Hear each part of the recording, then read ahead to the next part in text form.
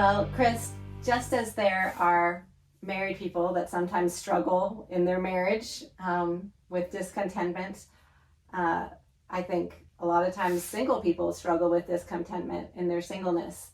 And so as the body of Christ, as people trying to love people with different types of struggles and discontentment, how what advice would you give to those singles who really are struggling with discontentment? They long to be married, and for whatever reason that hasn't worked out.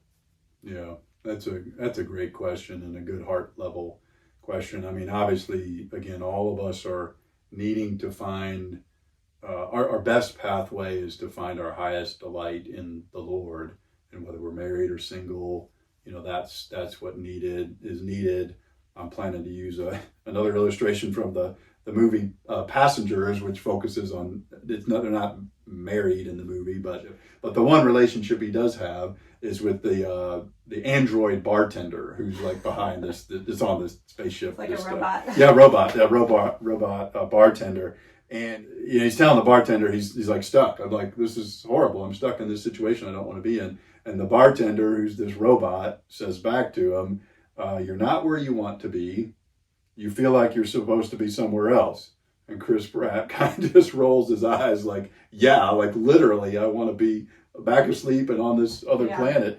And then the bartender says, "You can't get hung up on where you'd rather be and forget how to make the most of where you are." So, I mean, maybe it sounds like a Hallmark card answer more than a biblical or spiritual thing. But gosh, if all of us could try to do that in our lives, of thinking, how can I live this out? And I've seen that beautifully from some of the folks in our congregation who, maybe some of them are people who feel called to singleness, but who are entering into service in the life of our church.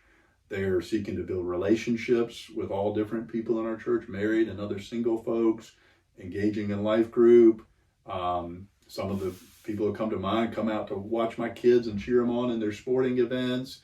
And they're sort of sharing life with other people and just embracing that. It's always hard to trust the Lord's sovereignty with his plans for us, but Proverbs 3, 5, and 6 is, again, maybe sounds like a platitude, but it's true for all of us. Trust in the Lord with all your heart. Lean not on your own understanding. In all your ways acknowledge him, and he'll direct your paths. So that would be my encouragement for a person in that situation, and to continue to pray and ask the Lord to provide, a spouse if that's his desire and will, and to stay ready to receive that person too, and continue to grow in your walk with Christ, so that you're to the degree that we can be, you're the person. Leading more into those relationships that you have at the moment. Exactly. Yeah. Rather than retreating and just feeling maybe down or depressed with the one relationship that you wish you had that you don't. Look at the relationships you do have or could have if you would explore them.